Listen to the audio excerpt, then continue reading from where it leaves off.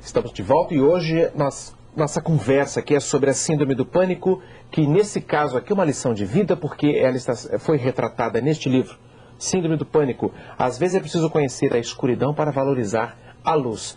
Esse é o subtítulo do livro da Ivete Pugliese, que está aqui, que veio hoje falar um pouco a respeito desse trabalho, que é o resultado de longos anos de convivência com essa enfermidade. E você, no primeiro bloco, já deixou uma série de sintomas para a gente poder conversar. E eu quero pedir a Edna Mota, que é psicanalista, psicóloga, e que tem trazido algumas contribuições para nós aqui ao longo desses anos todos de programa, para a gente poder refletir a respeito disso. Ela falou de divórcio, no determinado momento, falou da presença de um filho dessa relação, abandono, de um sentimento de culpa nessa relação, de uma convivência com estresse no trânsito de São Paulo, as pressões da profissão.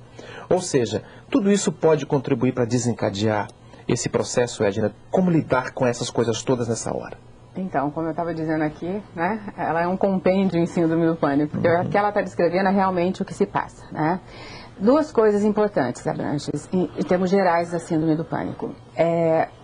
Toda doença psicopatológica, ela tem uma depressão como base, né? Então, essas três situações que ela citou, a separação, o sentimento de culpa e o estresse, se ela não desenvolvesse uma síndrome do pânico, seria só depressão. Entendeu? Porque a depressão, hoje em dia, a gente detecta que a depressão é a base de todas as doenças. Por isso que, geralmente, se vai a um psiquiatra com qualquer tipo de distúrbio e sai com antidepressivo.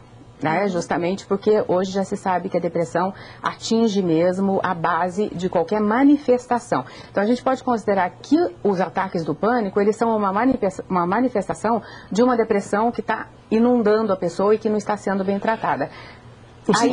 Tá, continua. Depois eu quero fazer uma outra dependendo consideração. da personalidade da pessoa, dependendo das características, perfeccionismo, essa situação de abandono, né, que ela se sentiu provavelmente. Você abandonou e foi abandonada e se sentiu abandonada também.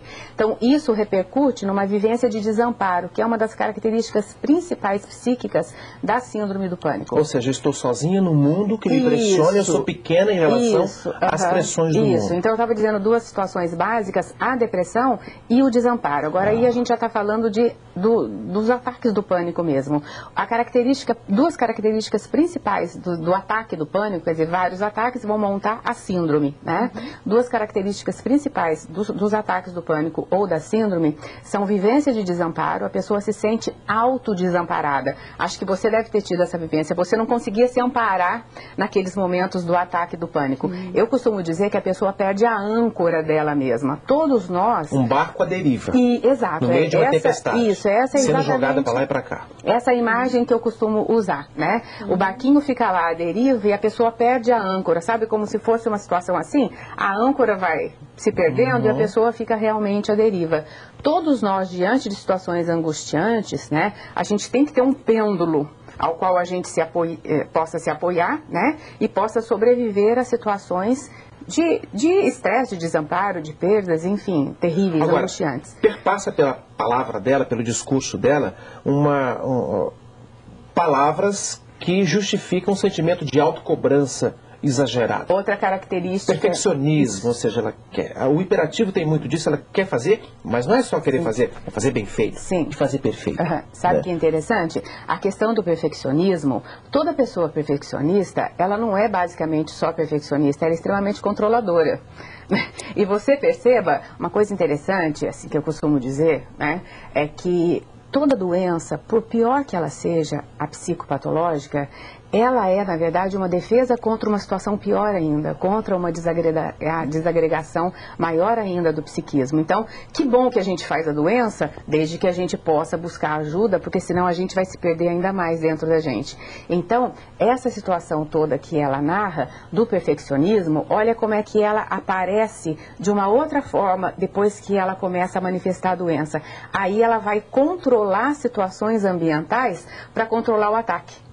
Tudo ilusão, né? Porque não dá para controlar o ataque, porque a outra situação característica da síndrome do pânico é a vivência de morte iminente, né? Então a pessoa passa a se sentir extremamente desamparada Acha que vai morrer e passa ali, a ter medo de uma morte iminente. Agora, É curiosíssimo porque não dá, enquanto a pessoa está tendo esse ataque do pânico, não dá para ela saber que é toda uma ficção que ela própria criou. Por mais que a gente introduza dados de realidade, né, para a pessoa não consegue perceber que aquilo é uma criação psíquica, até porque os sintomas que ela descreveu muito bem, né, são sintomas mesmo da síndrome do pânico. Geralmente, as primeiras manifestações no ataque do pânico, eles pegam essa parte torácica aqui, que na verdade, olha que curioso, é o centro da vida.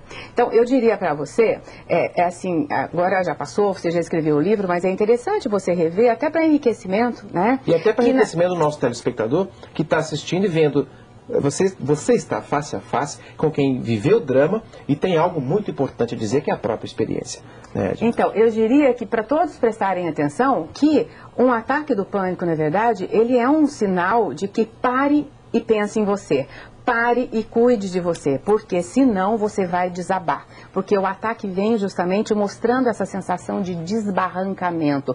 Eu imagino que a pessoa com ataque do pânico, quem está me assistindo pode até identificar e aí busca uma ajuda, né? Porque é importante, a pessoa, ela fica uma figura, um desenho que eu faço na minha mente, é como se ela fosse se agarrando em cipós, né? E ela vai desbarrancando, desbarrancando, desbarrancando, e ela sente que não tem um chão que a sustente. Por quê? Porque ela não está conseguindo se sustentar nesse momento. Um detalhe interessante para a gente encerrar esse bloco, rapidamente, Ivete, você faz a narração, você revela no livro o encontro de uma relação amorosa, cita até o nome do personagem, né, o Fred, com um perfil mais ou menos parecido contigo, de uma pessoa também que buscava uma aventura diferente na maneira de viver. De uma certa forma, houve uma identificação com ele. Sim. A relação terminou algum tempo depois, mas problemas próximos, ou seja, identificações, sintonias ocorreram. Sim. Né? A questão que eu pergunto é se dentro do caos a gente acaba buscando identificações em outras pessoas também. E como é que fica o tempero, a qualidade dessas relações ao longo da experiência com a síndrome do pânico? Acho que mesmo num caos, a gente sempre tem a esperança, né? E as identificações, elas de alguma forma, elas não sustentam a situação de doença, e elas acabam dando uma esperança de que com este daqui, né, com esse objeto identificatório, quem sabe eu tenha uma saída, né? É aquela tal história, o bebê é através da mãe, eu sou através do outro. Então talvez ela tenha buscado, né, fazer uma vinculação a alguém também frágil, na esperança de, somando-se fragilidades, ela poder se recuperar. Sabe qual a sensação que eu tenho? Que esse programa não vai ser o suficiente para a gente poder tratar desse assunto. Então eu vou deixar o próximo bloco para que as duas falem, porque o primeiro bloco a Ivete falou, no segundo a Edna deu esse trato teórico e clínico para a gente entender. No terceiro, quem sabe, as duas deixam para a gente umas sugestões importantes para a gente lidar melhor com a questão da síndrome do pânico, se essa for a realidade da nossa vida pessoal. Daqui a pouco, até já.